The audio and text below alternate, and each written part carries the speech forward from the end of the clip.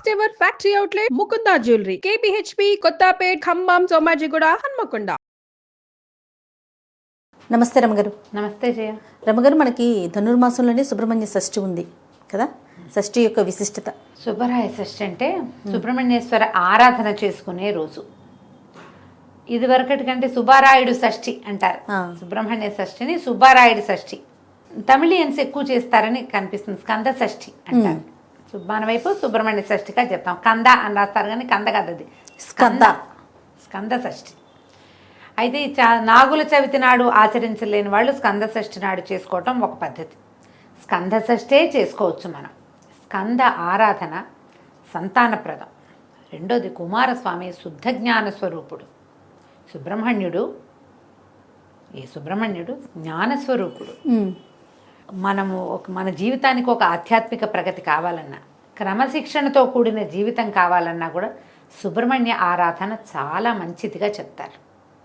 ఈ సుబ్రహ్మణ్యం అంటే మనం సర్పం కదా, అవునండి, మనకు తెలుసు అది. అయితే ఈ సర్పం మానవ దేహంలో సర్పం ఉంటుంది. అది ఎక్కడుంది?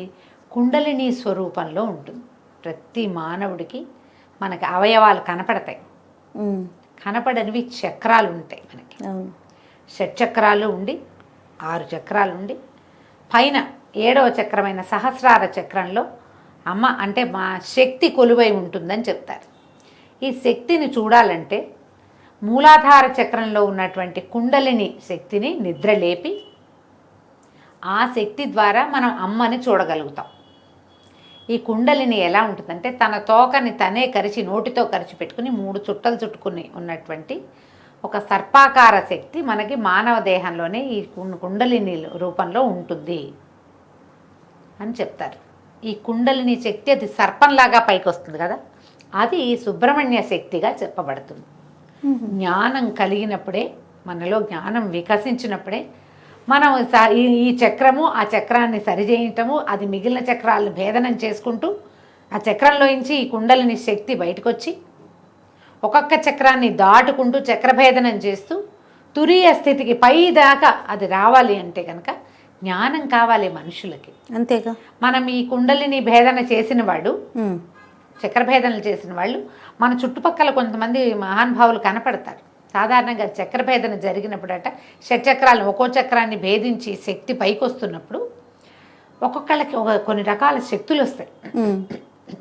ఆ శక్తులకి లోబడిపోతారు చాలామంది. శక్తికి లోబడి అది ప్రదర్శనకి పూనుకుంటారు. ఓకే. లేదా చుట్టుపక్కల వాళ్ళు ఎవరైనా సరే దాన్ని ప్రబోధిస్తారు, ఓహో నువ్వు అద్భుతమైన వాడివని. వెంటనే వీళ్ళకి అహంకారం మాయ వాళ్ళని పైకి ఎక్కనివ్వదన్నమాట. అహంకారానికి లోనయ్యి అది అక్కడే ఉండిపోతారు. ఉండిపోయి ఆ శక్తులు ప్రదర్శన అంతే. ఇంకా తర్వాత ఇంకా ఉపాసన పైకి వెళ్ళటము, సహస్రారంలో శక్తిని అసలైన అమృతాన్ని అందుకోవటం చేయలేకపోతారు. చక్రభేదనం జరుగుతుంది చాలామందికి, చక్రాలు వెళ్తాయి. కానీ ఎక్కడ ప్రతి చోట వచ్చేసరికి ఒక్కొక్క చక్రభేదన జరగంగానే ఒక్కో రకమైన శక్తి ఆవిష్కారం జరుగుతుంది. ఆ జరిగిన శక్తి ఆవిష్కారానికి లోబడి మాయకి లోబడి ఉన్న వాళ్ళు అక్కడే ఆగిపోతారు. సుబ్రహ్మణ్య ఆరాధన వల్ల మాయని తొలగించుకుని మనం మనుషులు ఆ అమ్మవారిని చూడగలుగుతారు, అమృతత్వాన్ని సాధించగలుగుతారు. మనకు ఎంతోమంది గురువులు చాలామంది కనిపిస్తారు. వీళ్ళందరూ కూడా అంటే చాలామంది జనాల్ని ఆకర్షించగలిగిన వాళ్ళు, ఎక్కువ మంది జనాలు వాళ్ళ చుట్టూ చేరుతారు. వీళ్ళకి వాళ్ళంతటా వాళ్ళకే సహజంగానే చక్రభేదం జరిగిన వాళ్ళు అయి ఉండొచ్చు, లేదా ఉపాసన ద్వారా చక్రాలని భేదించిన వాళ్ళు కూడా అయి ఉండొచ్చు.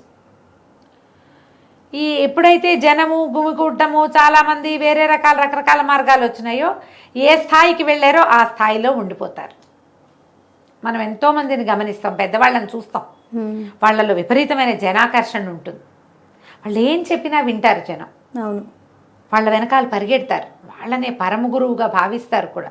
ఎంతమంది కనిపిస్తారు వాళ్ళలో కూడా. ఇప్పుడు ఈ అమృతత్వాన్ని సాధించి మనుషుల కోసం ఇలా ఉన్నవాళ్ళు కొంతమంది ఉండుండొచ్చు మహానుభావులుగా, లేదా అమృతత్వాన్ని సాధించలేక ఎంత మటుకు వెళ్ళారో అక్కడే ఆగిపోయిన మహానుభావులు కూడా కొంతమంది ఉంటారు. ఎవరైనా మహానుభావులే, అందులో తేడా ఏం లేదు. కాకపోతే వాళ్ళు ఎంతవరకు వెళ్ళారు, ఇంకా ఎంత వెళ్ళాలి అనే జ్ఞానాన్ని సుబ్రహ్మణ్యుడు ప్రసాదిస్తాడని చెప్తారు. మనం ఇప్పుడు మామూలు మనలాంటి వాళ్ళకి ఏం తెలిసాయా, ఇవన్నీ విని తెలుసుకుని చదువుకుని అంతే. ఆ, ఈ చక్రము భేదించడం అంటే ఏమిటో సాధారణ మనుషులకు అర్థమే కాదు. అవి నాకు అయిపోయింది అనుకుంటారు. అయిపోయిందంటే అవదది. నాకేమీ కాలేదనుకుంటే అయినట్టు. ఏమీ అవదు, దానికి సమయం పడుతుంది. కానీ ఆధ్యాత్మికమైన ఆలోచనలు, స్పిరిచువాలిటీ వేరు, మనకి డివోషనల్ వేరు కదా, నీకు తెలుసు కదా. అవునండి. భక్తి వేరు, ఇది వేరు. ఉమ్, స్పిరిచువల్ థింగ్ అనగానే ఆత్మకి సంబంధించిన జ్ఞానం వేరు, దీన్ని దాటింది.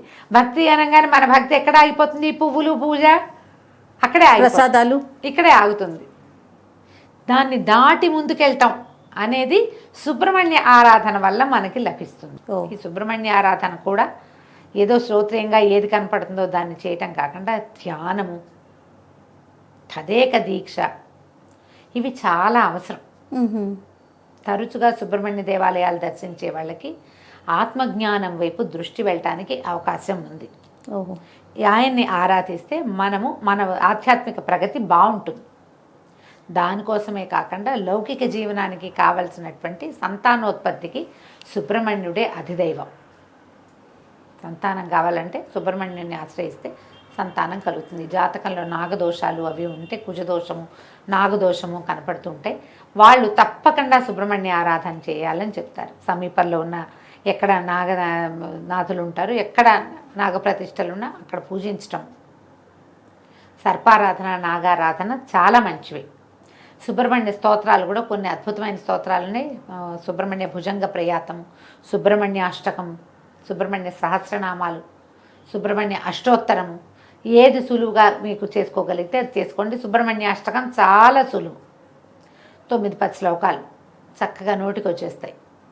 రోజు చదువుకుంటే సంతానార్థులైన వాళ్ళకి మంచి ఉపయోగిస్తుంది. మీరు ఏదైనా చేయించుకుంటారు, IVFలు అవి ఇప్పుడు బోల్డ్ వచ్చినాయి కదా, అవి సక్సెస్ అవ్వాలన్నా భగవత్ సహాయం కావాల్సిందేనమ్మా ఖచ్చితంగా అండి కదా. అందుకని మీరు సుబ్రహ్మణ్య అష్టకం చదువుకోండి.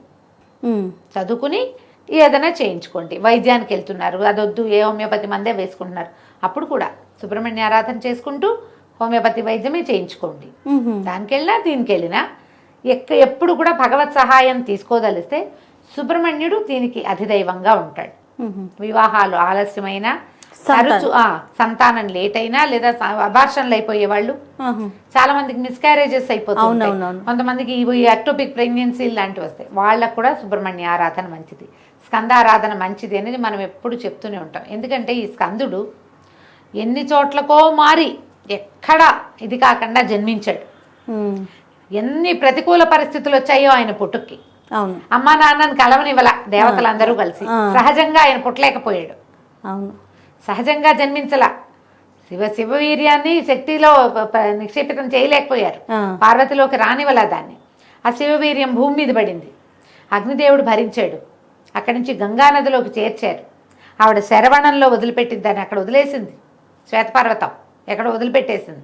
వదిలేస్తే అప్పుడు ఇవన్నిటికీ ఎన్ని చోట్లకి జారినా కూడా చివరికి శిశువుగా మారాడు ఆయన, రెల్లు గడ్డిలో నుంచి. అంతే కదా అమ్మగారు. శరవణ భవుడు, అందుకే కదా ఆ రెల్లులో జన్మించాడు. ఇన్ని చోట్లకి మారినా జన్మ మాత్రం కుదిరింది. ఆయన తారకాసుర సంహారం చేశాడు. తారకాసుర సంహారం కోసం జన్మించిన వాడు ఈయన. అంటే ఏదో ఒకటి సాధించడానికి పుట్టాడు. ఆ పుట్టడానికి ఇన్ని స్థలాలు మారి కూడా స్కందుడై జారిపడినా కూడా జీవించే ఉన్నాడు ఆయన. అంత బలమైన వాడు కాబట్టి ఆయనని ఆరాధిస్తే మనకి ఏదైనా ఇబ్బంది సబ్బందులు ఉన్నా కూడా సంతానం కుదురుతుంది. అవకాశం ఉన్న వాళ్ళు సుబ్రహ్మణ్య ఆరాధన చేసుకోండి. ఈ సుబ్రహ్మణ్య షష్ఠిని సుసంపన్నం చేసుకోండి. ఒకవేళ చవితినాడు చేస్తే ఇది చేయకూడదని కాదు, చేసినా షష్ఠి పూజ చాలా మంచిది. దీనికి సులువుగా చేసుకునే విధానం ఏంటి? ఇంట్లో మీరు సుబ్రహ్మణ్యుడు వచ్చిన బాలసుబ్రహ్మణ్యం పటాలు దొరుకుతాయి. చక్కగా చిన్న మొహంతో పిల్లవాడు కూర్చున్నట్టుగా కనపడుతుంది. ఓ నెమలి, సర్పము కనపడుతుంటాయి, వేలాయుధం కనపడుతుంది, ఫోటోలు కనిపిస్తాయి. బాలమురుగన్ని తెచ్చి ఇంట్లో పెట్టుకోండి అమ్మ. తెల్లటి పువ్వులతో అర్చన చేసుకోండి. 108 నామాలు చదువుకోవచ్చు. తెల్లటి పువ్వుల దండ గుచ్చి వేయండి. తర్వాత చలిమిడి, చిమ్మిరి లాంటివి నివేదన చేయండి. పాలు పోయచ్చు. చిన్న వెండి పడగ తెచ్చుకుని ఆ పడగను పెట్టుకుని నామాలు చదువుతూ పడగకి పాలు పోయండి. ఎక్కడైనా పుట్ట ఉంటే దగ్గరలో పుట్టలో పాలు పోసరండి. నాగప్రతిష్టలు దేవాలయాల్లో రావి చెట్టు కింద కనపడతాయి, అక్కడ కాసిన పాలు పోసేయకండి, పోయండి కాసిని. చిన్న అంత వెండి గిన్నెడు, వెండి గ్లాసెడు పాలు చాలు ఉద్ధరణతో పోస్తే ఒక 11 సార్లు 11 ఉద్ధరణలు, అంతకంటే అవసరం లేదు. పుట్టలో పోస్తే 3 ఉద్ధరణల పాలే పోయమని చెప్తారు, అంతకంటే అక్కర్లా. ఆవు పాలు పోయింటే అవి శ్రేష్టం. మీకు అవకాశం ఉంటే చిమ్మిడి చలిమిడి చేసుకోండి. పగలు తరిగినవి తినద్దు, రాత్రిపూట అన్నం తినకూడదు, ఉపవాసం చేయాల్సిందే. పగలు భోజనం చేసి రాత్రికి ఉపవాసం చేయొచ్చు. కొన్ని చోట్లయితే మొత్తం 2 పూట్ల చిమిరి చలివిడి తినే ఉంటారు. మీ ప్రాంతాల వారీగా ఏం చేస్తారో అది చేయండి. మీ ప్రాంతాల్లో ఏ పద్ధతులు లేకపోతే నేను చెప్పిన సులువైన విధానాన్ని పాటించండి. 2 టమాటాలు చిరిపి పప్పులో వేసుకోండి, ఒక టమాటా చారు పెట్టుకోండి, పగలు భోజనం అయిపోతుంది. క్యాలీఫ్లవర్ లాంటివి ఇట్లా తుంపితే కూర అయిపోతుంది. అవునవును. చాకులతో కొయ్యొద్దు అని చెప్తారు. మరి ఎందుకు చెప్తారో తెలీదమ్మా. నేను మా పుట్టింట్లో అత్తారింట్లో కూడా అదే విధానం, నాకున్న విధానాన్ని నేను మీకు చెప్తున్నాను. అంటే మీకు ఏదైనా విధానం ఉంటే అవి పాటించండి, కుటుంబ విధానం ఉంటే పాటించుకోండి. మీకేమీ లేదు మీరు చేయాలని భావిస్తే కనుక ఇలా చేసుకోవచ్చు. రాత్రికి ఆ చిమ్మిరి చలిమిడి తినండి. ఏదైనా ఒక పండో ఫలమో, అరటిపళ్ళు మంచిదమ్మా, ఈ కోసుకునే పళ్ళు అవి తినకండి. చాకు ముట్టుకోవద్దు, అదే రూల్. కొయ్యొద్దు, కత్తిపి చాక కాకపోతే కత్తిపిటితో కొయ్యచ్చా అని అడగండి. తరిగేవి కోసేవి పనికిరావు. సుబ్రహ్మణ్య భుజంగ ప్రయాతం కొంచెం టఫ్, కానీ అది చాలా బలమైంది, మంచిది అని చెప్తారు.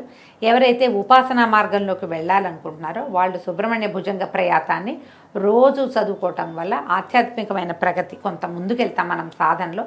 అవకాశం ఉన్నవాళ్ళు ఈ సుబ్రహ్మణ్య షష్ఠిని సుసంపన్నం చేసుకోండి. తప్పకుండా. నమస్తే. నమస్తే.